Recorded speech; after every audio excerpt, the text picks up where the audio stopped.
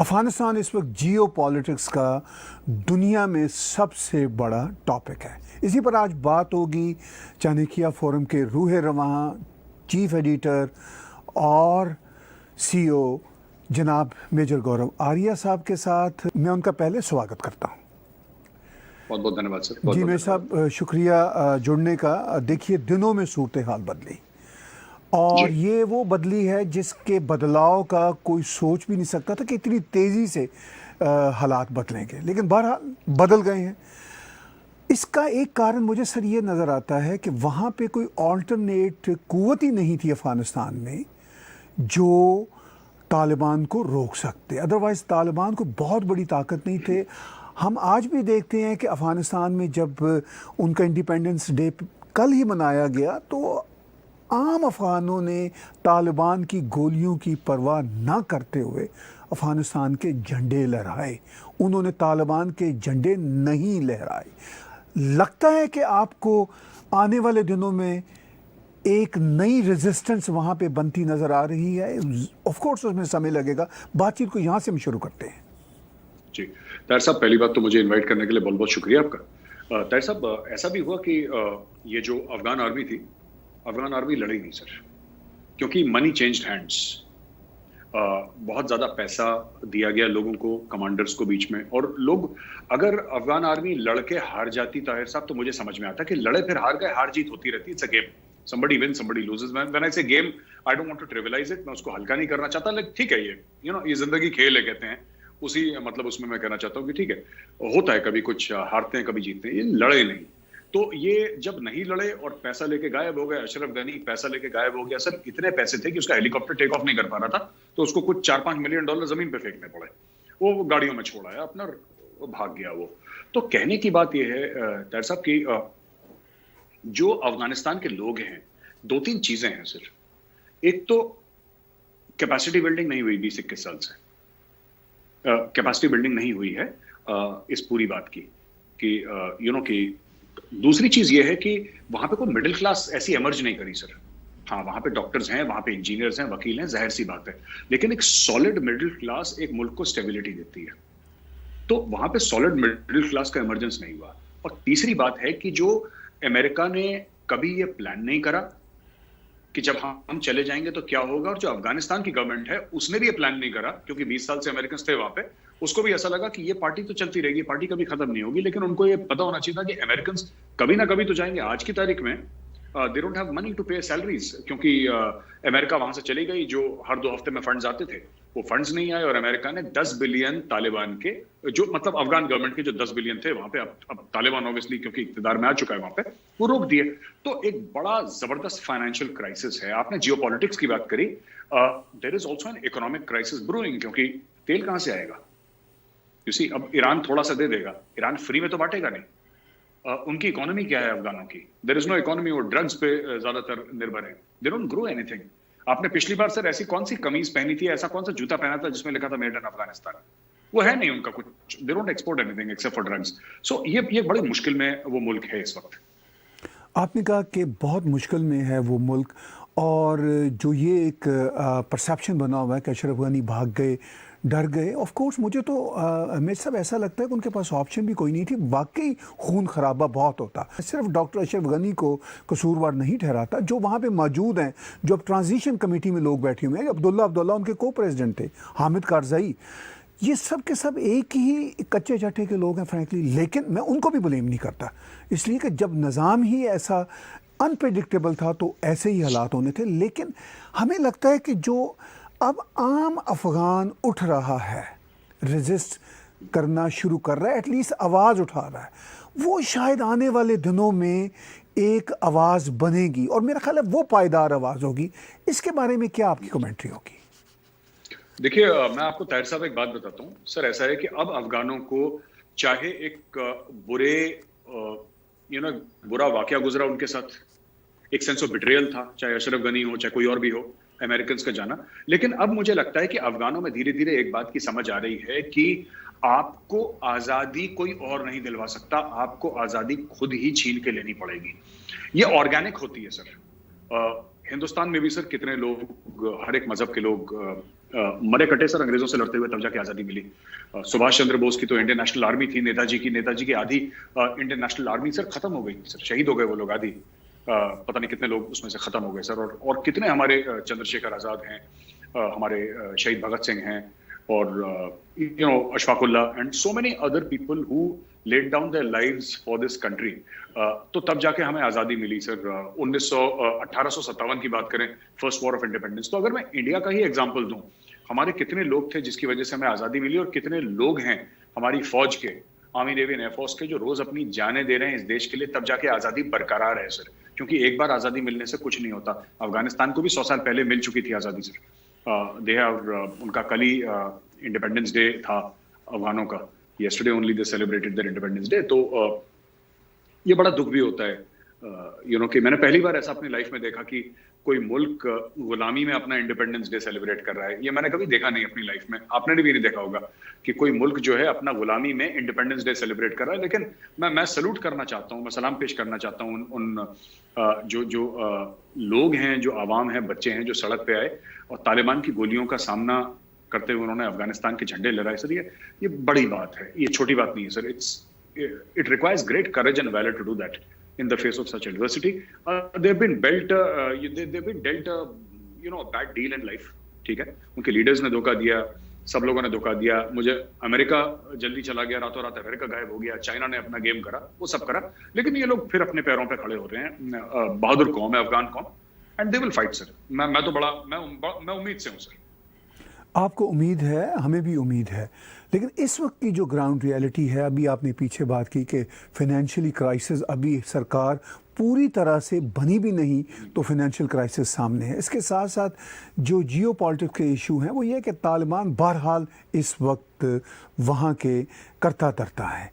पाकिस्तान में भी इसके बहुत शादियाने एक तरह से बच रहे हैं, और बहुत सारे जियो पॉलिटिक्स के आर्टिकल्स भी छप रहे हैं, आपके चाणक्य फोरम पे भी आ रहे हैं, जिसकी वेबसाइट पे भी जाया जा सकता है, और ऐप्स जो हैं आपके दोनों, वो भी हमारे व्यूअर्स आईफोन की हो, एंड्रॉयड की हो, डाउनलोड करके पढ़ सकते हैं। वो सब एनालिसिस आपके हों और दुनिया के मीडिया के एनालिसिस हों, वो हमें ये बताते हैं कि पाकिस्तान में इसकी खुशी है और भारत में इसका गम है। इस पे कैसे आप देखते हैं? देखिए सर, भारत में गम नहीं है, भारत के लिए चैलेंज है। पाकिस्तान में जरूर खुशी है, क्योंकि मैं आपको बताता हूँ सर, 2-3 कारण हैं, वजूहात हैं क्यों पाकिस्तान खुश है। पहली चीज तो पाकिस्तान को ये लगता है कि अशरफ गनी उनके खिलाफ था, जो कि हो सकता है सच्ची हो। अशरफ गनी उनके खिलाफ था, जो उनका जो मुखालफत करता था, और वो चला गया, एक ये खुशी है। दूसरी चीज, पाकिस्तान हर समय इंडिया को ब्लेम करता आया है कि भारतीय एजेंसियों ने क्या करा है कि हर समय अफगानिस्तान की जमीन इस्तेमाल करी है पाकिस्तान के ऊपर अटैक करने के लिए, चाहे तहरीक तालिबान पाकिस्तान हो या कोई भी अन्य टेररिस्ट आउटफिट हो। भारत ने ऐसा अफगानिस्तान की जमीन से, ऐसा पाकिस्तान का मानना है सर। और तीसरी सबसे बड़ी बात है कि उनको कहीं ना कहीं ये लगता है कि जो कश्मीर है और तालिबान उनके लिए कश्मीर आजाद कर देगा, ये उनके मन की बातें हैं। ये 2-3 चीजें हैं सर। तो मैं इसको ब्रीफली बता दूं कि सबसे पहली बात तो सर कि अशरफ गनी अगर उनके खिलाफ है तो ठीक है, कोई बात नहीं, इनकी भी डिप्लोमेसी कमजोर है पाकिस्तानियों की, और इन्होंने कभी अफगानिस्तान के लिए काम नहीं करा सर। आप एक नॉर्मल अफगान से पूछिए, जब उनके इंडिपेंडेंस डे के झंडे लगाए गए थे तो आम अफगानों ने पाकिस्तान हाय हाय, पाकिस्तान मुर्दाबाद के भी नारे लगाए थे सर वहां पे। They had those things sir. तो उन्होंने नारे भी लगाए वहां पे, और तो एक हेट्रेड है पाकिस्तान के लिए एक आम अफगानी की नजर में। हम तो चाइना जैसे नहीं है सर। हमने $3 बिलियन का अगर हमने इन्वेस्टमेंट वहां पे करा तो इन्वेस्टमेंट था नहीं वो, क्योंकि इन्वेस्टमेंट में रिटर्न होती है सर। इन्वेस्टमेंट में आप कहते हैं कि मैंने 3 बिलियन लगाए हैं, मुझे 6 बिलियन चाहिए या 4 बिलियन चाहिए, मुझे कुछ वापस चाहिए। वापस तो हमने कभी मांगा नहीं, कोई एक कागज दिखा दे सबूत के तौर पे। अब तो भाई अगर हमने गवर्नमेंट के साथ कुछ साइन करा होगा, अफगानिस्तान की गवर्नमेंट के साथ, तो वो तो कागज तालिबान के हाथ में है ना। तालिबान इंटरनेट पे डाले उसको, बोले कि साहब इंडिया ने सूद मांगी थी इस पे, इंडिया ने रिटर्न मांगा था, पैसे वापस मांगे थे, प्रॉफिट मांगा था, कुछ बताएं। हमने डैम बनाया, सलमा डैम, हमने कुछ नहीं मांगा। हमने सड़कें बनाई, हमने कुछ नहीं मांगा। और ये सब तालिबान ने भी कहीं ना कहीं इसका जिक्र करा और बोला कि ठीक है, जो इंडिया ने बनाया हम शुक्रगुजार हैं और हम उसको तोड़ेंगे नहीं, और ये सब। तीसरी बात है कि इनको तालिबान कश्मीर दिलवा देगा। तो ये बात तो बिल्कुल मुझे ताहिर साहब, एक्चुअली मैं माफ कीजिएगा, मुझे समझ में नहीं आती। ठीक है, कश्मीर अगर पाकिस्तान को लेना है तो वो पाकिस्तान को लेना चाहिए, है ना। कभी इनको लगता है कि सर कभी चाइना दिलवा देगा इनको कश्मीर, इनका ये भी है ना कि हमें चाइना दिलवा देगा। फिर इनको कभी लगता है तुर्की दिला देगा, फिर कभी लगता है मलेशिया दिला देगा, फिर इनको लगता है कि OIC, organisation of Islamic cooperation की जो कंट्रीज हैं वो दिलवा देंगी। फिर इनको अब आजकल इनको लगने लगा है कि तालिबान, उम्मीद इनको सबसे है सर। अगर नहीं किसी से उम्मीद है तो जनरल कमर जावेद बाजवा से उम्मीद नहीं है इनको। अरे आप ही का नारा है ना, आप ही का मोटो है ना, ईमान तकवा जिहाद फी सबीलिल्लाह। ये तो पाकिस्तानी फौज का नारा है। पाकिस्तानी फौज का मकसद जिहाद है, उन्होंने खुद लिख रखा है, उनका वो मोटो है उनका। तो आप ये किस लिए है सर? ये पाकिस्तानी फौज या डीएचए के प्लॉट घेरने के लिए है? मुझे आज तक समझ में नहीं आई। आप पाकिस्तानी फौज को बोलिए कि भाई हमने 6-8 लाख की फौज क्यों पाल रखी है? आप कश्मीर क्यों नहीं छुड़ा सकते? क्यों हर समय भीख मांगते रहते हैं? कभी किसी से पैसा दे दो, लोन माफ कर दो, वैक्सीन दे दो, कश्मीर दिलवा दो। ये इनका हर समय सर हाथ इनका ऐसे ही रहता है। मैंने एक बात देखी है, 24 घंटे इनका हाथ ऐसे रहता है। अरे कभी तो ऐसा हाथ हो, कभी तो देने वाला हाथ हो कि जी हमने दिया तुमको। ये देने की किसी सूरत में है नहीं। तो यही इनकी फजूलियात है सर। ये अब मैं क्या बोलूं इसमें। तो ये स्ट्रेटेजिक थिंकिंग नहीं है पाकिस्तान में। It's highly tactical in nature sir, highly tactical. इनकी ये उस लेवल के ऊपर नहीं उठ पाए जहां पे ये बात करते हैं सर मुजाहिद हैं और जिहादी हैं और गाजी हैं। यही सब फजूलियात की बातें सर, फजूलियात की बातें। देखिए, तालिबान ने अपने कब्ज़े के बाद जो 2-3 प्रेस कॉन्फ्रेंसेस की हैं, उनमें बार बार उनका कहना है कि हम अपनी सरजमीन को किसी भी देश के ख़िलाफ़ इस्तेमाल नहीं होने देंगे। जब वो ये कहते हैं तो उनका ज़्यादा इशारा भारत और वेस्टर्न वर्ल्ड होता है। और फिर अभी कोई तजारत की बात हुई तो तालिबान ने फिर उनके स्पोक्स पर्सन ने कहा कि हम भारत के साथ तजारत भी बंद नहीं कर रहे। और जो एक्सपर्ट्स हैं वो ये कह रहे हैं कि तालिबान ऑफ कोर्स उनका एक नेचुरल रिलेशनशिप पाकिस्तान के साथ बनता है, मगर वो पाकिस्तान के लिए भी चैलेंज रहेंगे। चूँकि पाकिस्तान की जो लाइन है, जो इमेजिनरी लाइन होती थी, इन्होंने फेंस बनाई है अभी कुछ सालों में, तो वो तालिबान भी शायद ना माने। एक तो ये मसला पाकिस्तान के लिए भी होगा, मगर इनका एक नेचुरल अलाइंस भी होगा। भारत को क्या आफ्टर ऑल ऐसे खदशात हो सकते हैं, क्या चैलेंजेस हो सकते हैं अदर देन कश्मीर, अफगानिस्तान में तालिबान के आ जाने पर? सर 2-3 चीजें हैं। मैं आपको बताता हूं कि जो ड्यूरेंट लाइन है सर, वो तो मानते नहीं सर ये पश्तून जनरली ना। ग्रेटर अफगानिस्तान की बात करते हैं, ग्रेटर पख्तूनिस्तान की बात करते हैं, they don't believe in the Durand line. पहली बात तो ये है सर। दूसरी बात ये है कि मुझे लगता नहीं है कि अब नेचुरल एक अलायंस है पाकिस्तान और अफगान तालिबान के बीच में।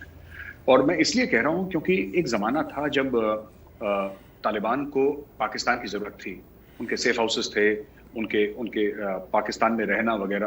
अब ये तालिबान जो है सर, ये तालिबान ने काफी, आपने देखा होगा कि किस तरीके से ऐसी बात तालिबान ने कभी नहीं करी। जैसे अभी तालिबान बात कर रहा है कि ट्रेड भी चलनी चाहिए, औरतें भी काम करेंगी, वो चाहे झूठी बोल रहे हो, चाहे स्क्रीन सेवर हो। Fact of the matter is that ये तो है वहां पे ना सर। बात तो कर ही रहे हैं वो लोग। क्यों बात कर रहे हैं? क्योंकि ये तालिबान सर, ये सोशल मीडिया समझता है, ये मेन स्ट्रीम मीडिया समझता है, ये तालिबान जो है ये टेलीविजन का पावर समझता है सर, ये ट्विटर का पावर समझता है, फेसबुक का पावर समझता है। इसको पता है कि नैरेटिव बिल्डिंग क्या है, पब्लिक ओपिनियन क्या है, क्योंकि ये 20-21 साल भटके हैं।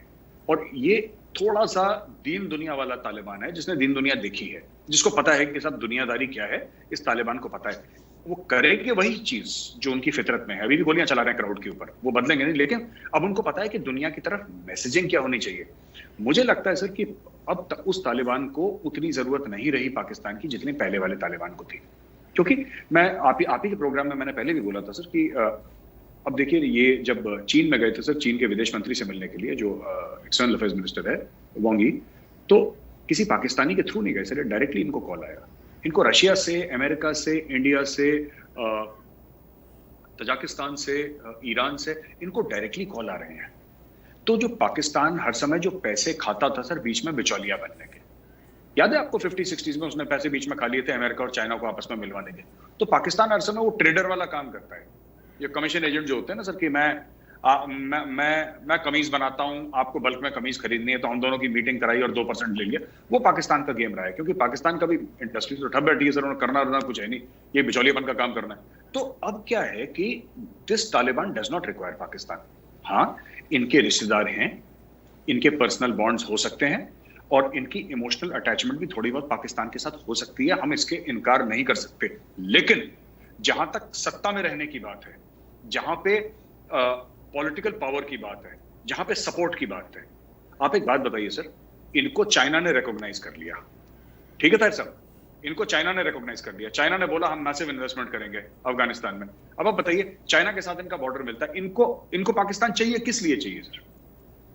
रशिया ने बोला कि they are good people, they are sensible people, है ना जी। आमू दरिया पार करके तो आए थे रशियंस 79 में, फिर आमू दरिया पार करके 89 में चले गए, 10 साल के लिए यहाँ पे आए थे। रशियंस आर सेइंग, जो यूएसएसआर था, अब रशिया है टूट के, वो कह रहे हैं कि दे आर सेंसिबल पीपल। कल अगर इनको रशिया रिकॉग्नाइज कर लेता है, इनके पास, इनके जिसका दोस्त रशिया हो, जिसका दोस्त चाइना हो, दोनों permanent members of the United nation security council, ठीक है, दोनों अपने लेवल पे सुपर पावर्स, ठीक है। अमेरिका को लोन सुपर पावर मानते हैं, लेकिन Russia is also no less a power sir, Russia is still a very big power, China is an economic power house, ठीक है सर।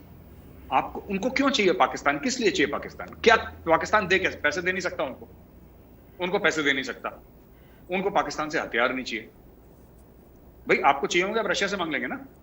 और रशिया को अफगानिस्तान आने के लिए पाकिस्तान से आने की जरूरत नहीं है, चाइना को अफगानिस्तान आने के लिए पाकिस्तान की जरूरत नहीं है। तो पाकिस्तान तो बस, देखिए, पाकिस्तान का जो सेल बाय डेट जिसको कहते हैं ताहिर साहब, वो खत्म हो गई है, ठीक है। अब वो ठीक है, जो थोड़ी बहुत है दिल की बातें हैं, इतने साल रहे हैं पाकिस्तान को, पाकिस्तान में जिसके बच्चे पैदा हुए हैं, वो थोड़ा बहुत इमोशनल अटैचमेंट है। लेकिन जो हम रियल बात करते हैं पॉलिटिक्स की, हम बात रियल करते हैं सत्ता की, रूलिंग की, उसके लिए उनको पाकिस्तान की जरूरत अब नहीं है इस तालिबान को। आपने कहा कि तालिबान को शायद पाकिस्तान की अब ज़रूरत उस तरह नहीं है जिस तरह हुआ करती थी, लेकिन पाकिस्तान का तालिबान के साथ जो ऑब्सेशन है वो तो बहुत हाइट पे नज़र आता है। और वो इस्लामी उम्मा की बात भी करते हैं, चाहे पाकिस्तान में ख़ुद इस्लाम के कई शेड हों, अफ़गानिस्तान में भी कई इस्लाम के शेड हैं, इस्लामी दुनिया में इस्लाम के कई शेड हैं। तो ये जो ऑब्सेशन है पाकिस्तान का तालिबान के लिए, इसकी फिर क्या वजह आपको समझ आती है?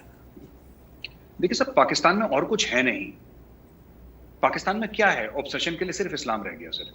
पाकिस्तान किससे ऑब्सेस्ड होगा सर? ओलंपिक से ऑब्सेस्ड होगा, इकोनॉमी से ऑब्सेस्ड होगा, साइंस एंड टेक्नोलॉजी से ऑब्सेस्ड होगा, इंफॉर्मेशन टेक्नोलॉजी से ऑब्सेस्ड होगा, ट्रेड से होगा, कॉमर्स से होगा, एग्रीकल्चर से होगा, स्पेस प्रोग्राम से होगा। आप मुझे बताइए ताहिर साहब, पाकिस्तान ऑब्सेस्ड किससे होगा? उसके पास तो सब ठप है ना, सब ठप है, कुछ तो होता नहीं पाकिस्तान में। एक जमाने पे net exporter of food grain, net importer of food grain बन गया है। तो पाकिस्तान क्या करेगा? उसके पास एक ही अफीम है, जिसको बोला था ना सर कि I think it was Karl Marx who said that religion is the opium of the masses. आवाम की अफीम है मजहब, तो अफीम चटा रहे हैं सर लोगों को। और तालिबान का उनको अभी भी, जो उनके पुराने रिटायर्ड ऑफिसर्स हैं ये पाकिस्तान आर्मी के, और कुछ सीनियर जर्नल हैं जिन्होंने अपने इनिशियल डेज में वो जिहाद विहाद का ये चूरन खिलाया होगा अफगानिस्तान में इन दी 80s, राइट, वो भी अभी जनरल लेवल के होंगे, मिड 80s के, जिन्होंने उस समय वो देखा है, जो भी देखा है उन लोगों ने। So those people still have that romantic fascination with the Taliban, with जिहाद, विद दिस एंड दैट। ये देखिए, तालिबान को क्या जरूरत है कहने की कि हम अपनी जमीन इस्तेमाल नहीं होने देंगे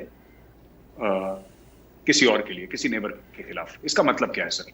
इसका मतलब ये है कि चाहे वो जमीन इस्तेमाल होने दें या ना होने दें, ये तो समय ही बताएगा। We can not trust the Taliban, but the fact of the matter is कि तालिबान समझता है कि ये मैसेजिंग, ये ऑप्टिक्स जरूरी है।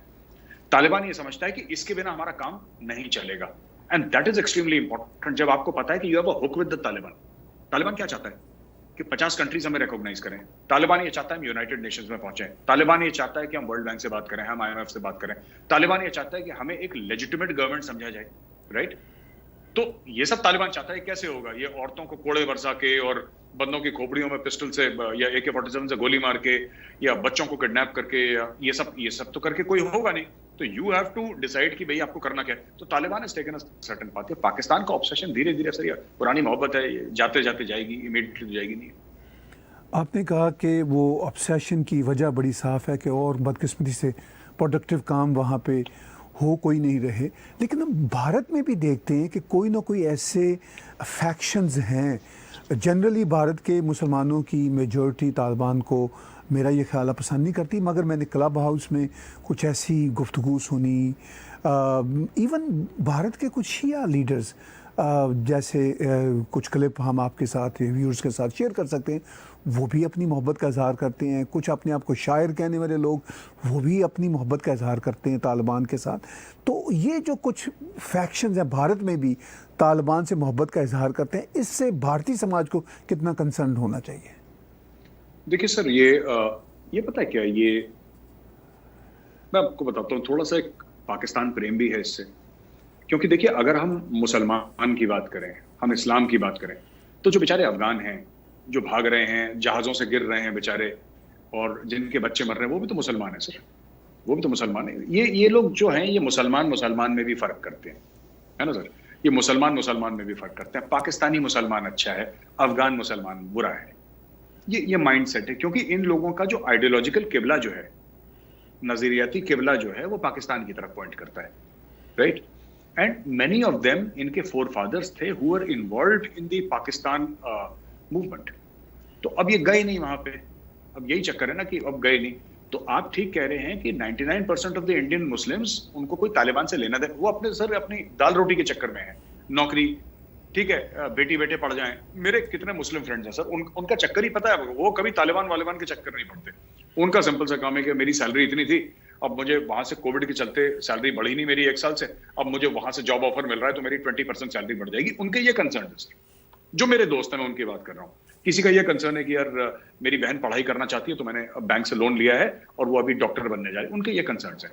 पर क्या होता है कि कुछ लोग ऐसे हैं जो तालिबान को पसंद करते हैं। मैं उनसे सिर्फ एक कहना चाहता हूँ कि सर, अगर आपको तालिबान इतना अच्छा लग रहा है तो आप थोड़े समय के लिए वहां पे वक्त गुजारिए, आप थोड़ा जाइए अफगानिस्तान में। तालिबान एक बार, ये जो शायर है ना मुनव्वर राणा, ये कहते हैं कि साहब तालिबान ये तालिबान वो, और कि इनको ये नहीं पता कि ये जो काम करते हैं जिससे मुनव्वर राणा का घर चलता है, तालिबान की नजरों में वो भी गुनाह है, राइट? तालिबान की नजरों में किसी भी किस्म की तफरीह जो है वो गुनाह है। वो टांग देंगे सर, वो तालिबान है ही ऐसे, they are criminal elements, they are terrorists, वो टांग देंगे इनको यहां से इंडिया का कॉन्स्टिट्यूशन इस्तेमाल करके, इंडिया का फ्रीडम ऑफ एक्सप्रेशन इस्तेमाल करके आप तालिबान की तारीफ कर सकते हैं, क्योंकि इंडिया अलाउ करता है आपको। आप कह सकते हैं कि मुनव्वर राणा कह सकते हैं कि उनको तालिबान पसंद है। मैं सिर्फ ये रिक्वेस्ट करना चाहता हूं कि मुनव्वर राणा साहब, आप बड़े अजीम शायर हैं, आप बड़ी शख्सियत है, आप एक काम करिए कि आप बीच काबुल में जाके 2-4 शेर वहां पे भी सुना दीजिए तालिबानों को कि मैं इंडिया से आया हूं, मैं आपको शेर सुनाना चाहता हूं। तब आपको पता लग जाएगा कि कितनी मुकर्रर कहते हैं और कितनी वाह की दादें मिलती हैं आपको। वो तो सीधा गोली चलाते हैं तालिबान वाले, उनको शायरी वायरी तो समझ में आती नहीं है। किसी भी प्रकार की सर कविता, शेरो शायरी, पोएट्री, कुछ भी दे डू नॉट अप्रिशिएट, वो सीधा गोली मारते हैं सर। ये कहते हैं कि मुनव्वर राणा का एक स्टेटमेंट आया कि मैं भी वही बिलीव करता हूं जो तालिबान बिलीव करता है कि पैसा मर्द को कमाना चाहिए, औरत को नहीं। ठीक है, अब देखिए, कॉन्स्टिट्यूशन ऑफ इंडिया गारंटी करता है, ठीक है, कॉन्स्टिट्यूशन ऑफ इंडिया गारंटी करता है कि भाई मर्द और औरत बराबर हैं, जिसको जो कमाना है अपने हिसाब से, अपने क्वालिफिकेशन, एक्सपीरियंस और मेरिट के हिसाब से कमाए। कॉन्स्टिट्यूशन ऑफ इंडिया बराबरी की बात करता है, राइट? तो मुनव्वर राणा जो कह रहे हैं ये कॉन्स्टिट्यूशन ऑफ इंडिया की स्पिरिट के खिलाफ है। It's not a crime, but it's against the spirit of India. यही मुनव्वर राणा देश के खिलाफ और तालिबान के साथ है, उसी कॉन्स्टिट्यूशन का इस्तेमाल करके कि फ्रीडम ऑफ एक्सप्रेशन मेरा है, क्योंकि कॉन्स्टिट्यूशन ऑफ इंडिया गारंटी करता है। कुछ बोले तो अभी विक्टिम कार्ड लेके टीवी के सामने रोना शुरू कर देंगे, विक्टिम कार्ड खेलेंगे कि सर मुझे दबाया जा रहा है, मुझे कुचला जा रहा है। करोड़पति हैं ये सब, शेर लिख लिख के इंडिया ने करोड़पति बना दिया और ये दम तालिबान का भर रहे हैं। तो भैया साहब, मैं तो कह रहा हूं कि जिसको तालिबान पसंद है, जिसको भी पसंद है, गॉड ब्लेस यू, आप एक बार जाइए तो वहां पे, आप जाइए। हमें भी तो लगे कि हाँ आपने कुछ करा है काम, तो please go and please visit the Taliban and live under the rule. अब 10-15 दिन, 1 महीना रहकर रहिए, फिर हमसे बात करेंगे। मेरे साहब, आपने बड़ा अहम नुक्ता उठाया कि जो अफ़गान मर रहे हैं, जो तालिबान के सपोर्टर नहीं हैं, वो भी तो मुसलमान हैं। ऑन द अदर हैंड हम पाकिस्तान में देखते हैं बलोच जो हैं वो भी तो मुसलमान हैं, मेजॉरिटी ऑफ देम, और उनके साथ कितना जुल्म होता है। अब भी तारीख के औराक पलटें तो बहुत पीछे ना जाएं, तो बांग्लादेशी मुसलमान भी तो मुसलमान हैं जिनका मिलियंस में बेचारों का कत्लेआम किया गया, लाखों ख़वातीन को रेप किया गया। वीगर जो हैं वो भी तो मुसलमान हैं, जिनकी ये जो हैं भारतीय मुसलमानों के वो ग्रुप जो तालिबान को सपोर्ट करते हैं वो कभी उनके हकूक़ के लिए आवाज़ नहीं उठाते। कुर्द भी तो मुसलमान हैं जो 4 मुस्लिम कंट्री से कई सालों से मारे जा रहे हैं, इराक, ईरान, सीरिया, टर्की। तो आफ्टर ऑल इन चीज़ों की तरफ इनकी नज़र क्यों नहीं जाती?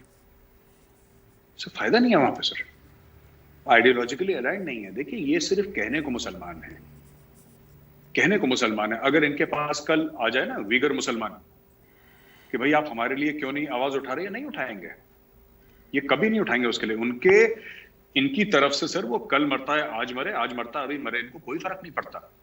इनको आवाज उठानी है रोहिंग्या के लिए, ठीक है, क्योंकि पाकिस्तान कहता है कि इंडिया में रोहिंग्या आना चाहिए। ठीक हो गया सर।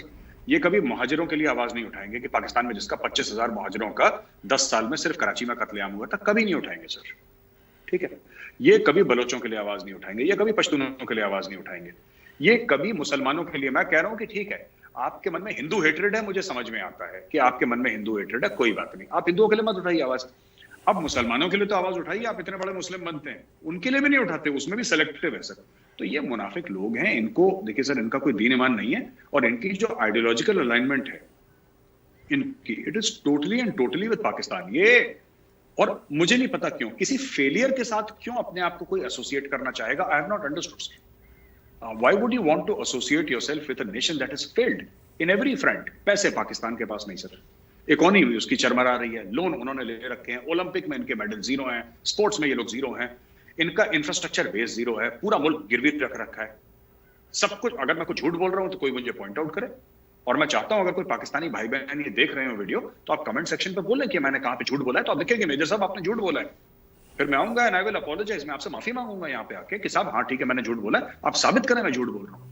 आपके पूरे मुल्क को गिरवी रख दिया है, पूरे मुल्क को, लेकिन ख्वाब तालिबान आएगा, कश्मीर आजाद करेगा, इनको ये नहीं पता कि सर कल का खाना कहां से आएगा, इनको ये नहीं पता कि कल हमारा मुल्क चलेगा कैसे, इनको ये नहीं पता कि 6 महीने के बाद अपनी फौज को तनख्वाहें कहां से देंगे, इनको ये नहीं पता कि अगले साल जो इनको 25-30 बिलियन डॉलर चाहिए पाकिस्तान चलाने के लिए, वो अगला 25-30 बिलियन डॉलर कहां से आएगा, इनको ये नहीं पता है। पर इनको ये पता है कि बस जिहाद फी सबीलिल्लाह, बस इनको ये पता है, इसीलिए तो बेड़ा गर्क हो गया इस मुल्क का सर।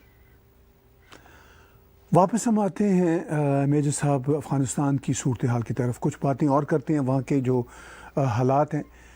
मुझे ये बताइए कि नॉर्दर्न अलायंस एक बहुत बड़ा वहाँ पे फोर्स का मंबा होता था, जस्ट उनकी जो फोर्स थी वो तालिबान के लिए एक रेजिस्टेंस थी।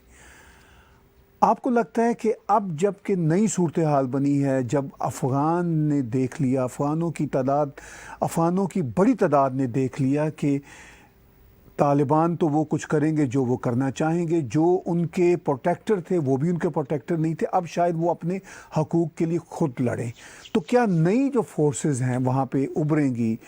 क्योंकि ये तो एक समाज में मुमकिन नहीं है कि एक ही तरह की फोर्स अपनी डिक्टेटरशिप चलाती रहे, तो जो नई फोर्सेस उभरेंगी उनमें नॉर्दर्न अलायंस का या किसी और फोर्स का कितना बड़ा अमल दखल होगा?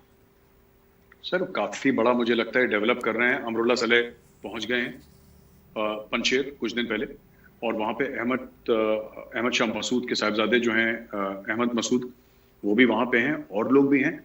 ये पहले के जितने अब्दुल्ला वगैरह ये सब लोग थे पुराने, ये सब नॉर्दर्न अलायंस के ही लोग हैं।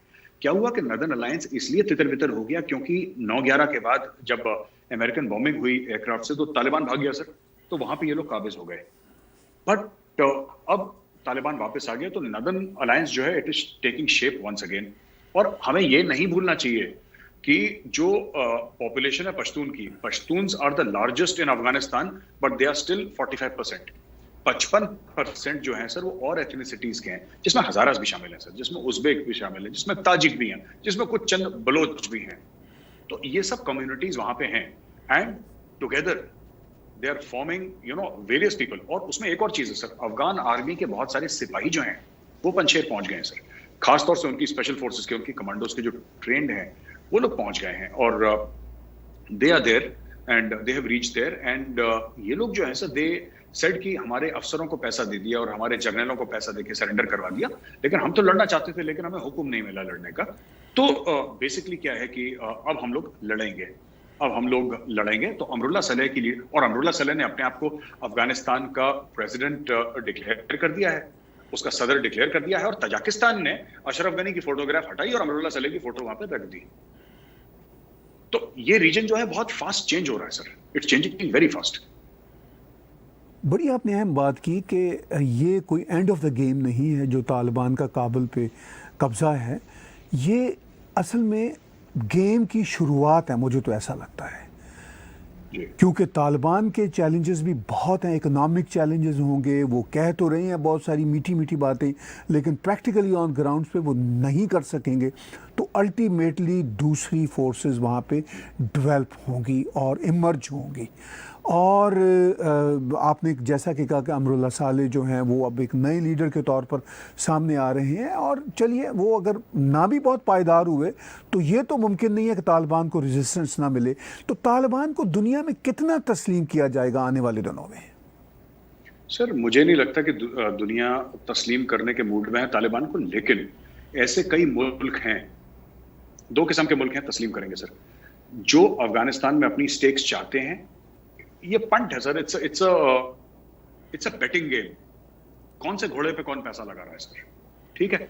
अब जैसे कुछ लोग हैं जो इसलिए तस्लीम करेंगे क्योंकि चीन ने उनको पैसे दे रखे हैं। अब ये डिपेंड करता है, चीन भी देखेगा इनका बिहेवियर तालिबान का, क्योंकि चीन ऐसे नहीं करेगा कि 10 लोगों को फोन करके बोल दिया कि तुम तस्लीम करो अफगानिस्तान को, और पता लगा कल की 25-30 मुल्कों ने तस्लीम कर दिया। चीन भी ये देखेगा कि इनकी कारकर्दगी कैसी है, इनके कॉल ऑफ फेल में फर्क तो नहीं है, जो क्योंकि they also realise China is a very smart player.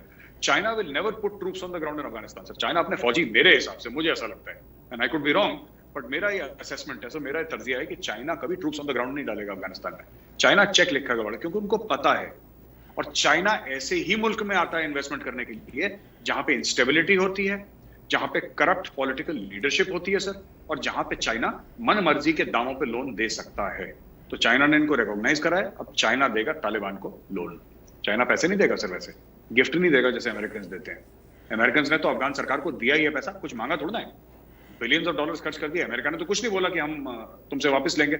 Chinese ऐसे नहीं है सर, चाइनीज बोलेंगे ठीक है तुम्हें $30 बिलियन चाहिए ना, लो 30 बिलियन, कोई दिक्कत नहीं है, पर 30 बिलियन का तुम सांस हमारे हिसाब से लोगे, और तुम कल तक जो सांस ले रहे थे ना, वो हर सांस में तुम शी जिनपिंग बोलोगे, और हर सांस में तुम चाइना जिंदाबाद बोलोगे। ये China will ensure that, they will ensure complete. जैसे पाकिस्तान का सर, पाकिस्तान का कराची का एयरपोर्ट, इस्लामाबाद का एयरपोर्ट, हर एक जितने भी एयरपोर्ट है वहां पे, बड़े बड़े इंटरनेशनल एयरपोर्ट, वहां के मोटरवेज, वहां पे पाकिस्तान रेडियो, पाकिस्तान टेलीविजन की बिल्डिंग, पाकिस्तान इंटरनेशनल एयरलाइंस के पूरे जहाज, पूरे उनके एसेट्स सबके सब तो गिरवी रखवा लिए ना।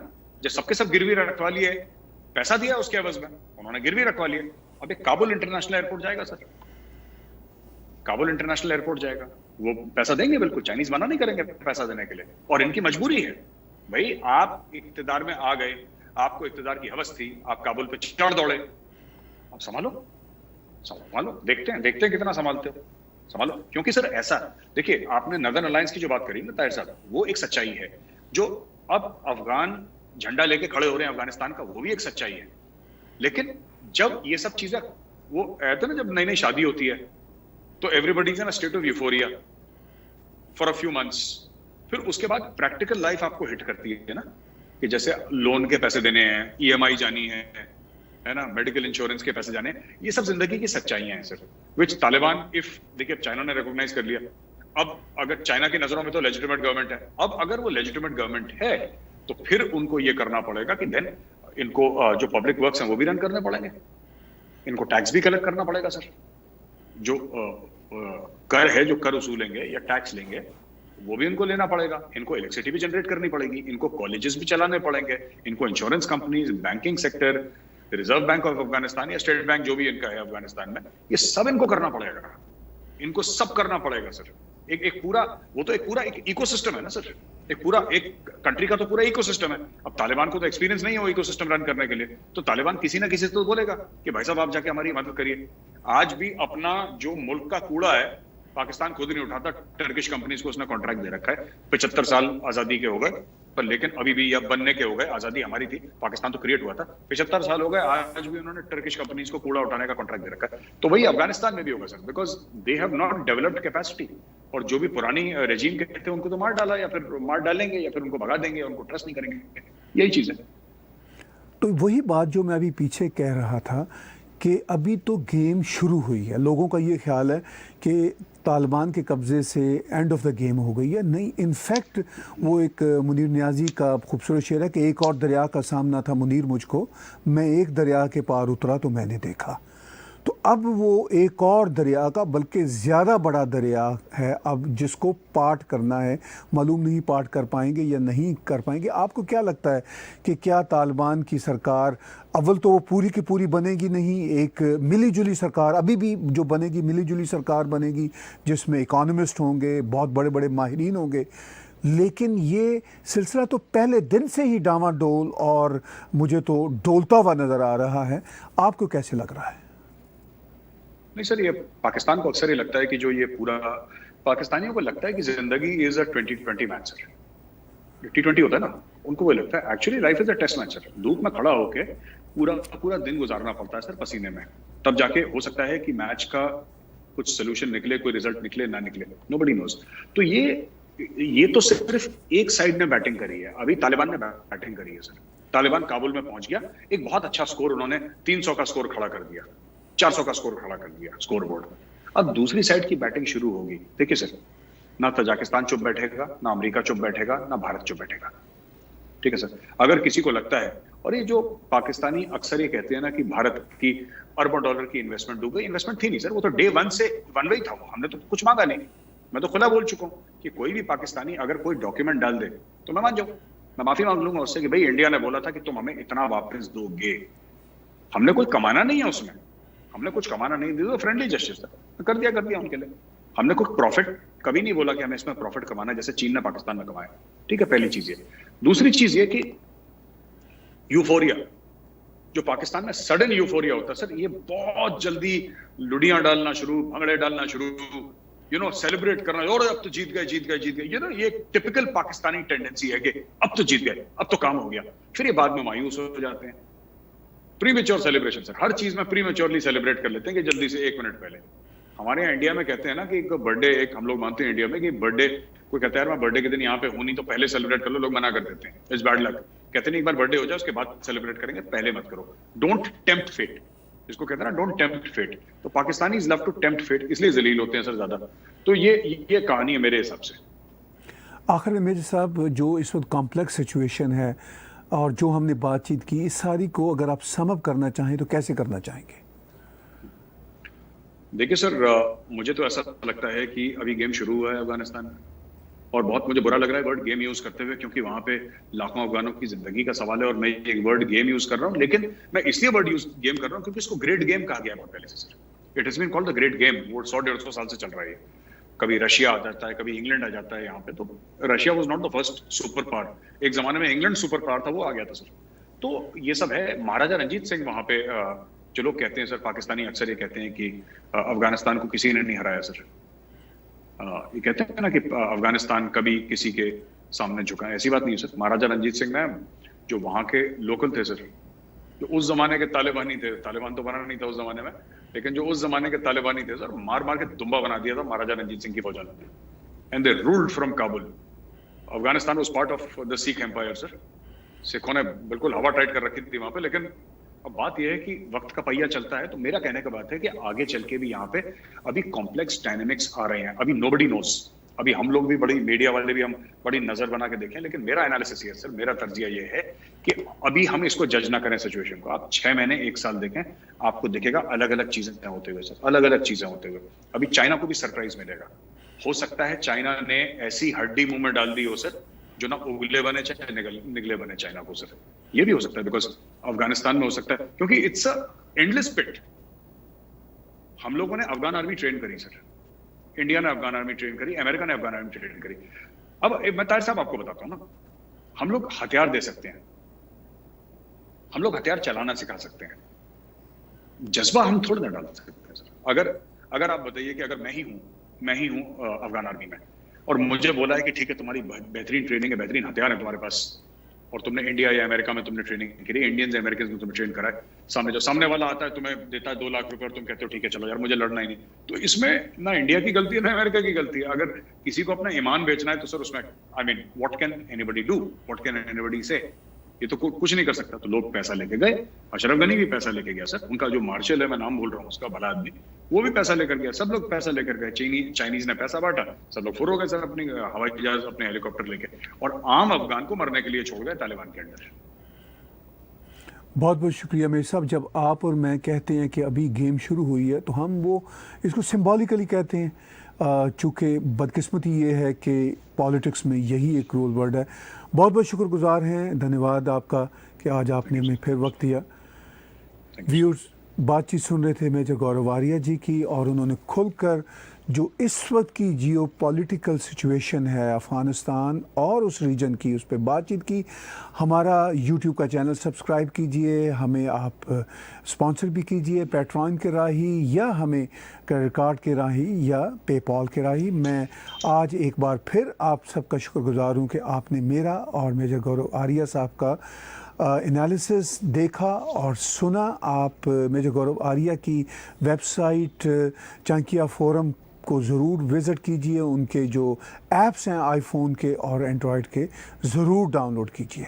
बहुत बहुत धन्यवाद, बहुत बहुत शुक्रिया आज का ख़ुसूसी ताज़ा देखने और सुनने का। Subscribe TAG TV YouTube channel and press the notification button.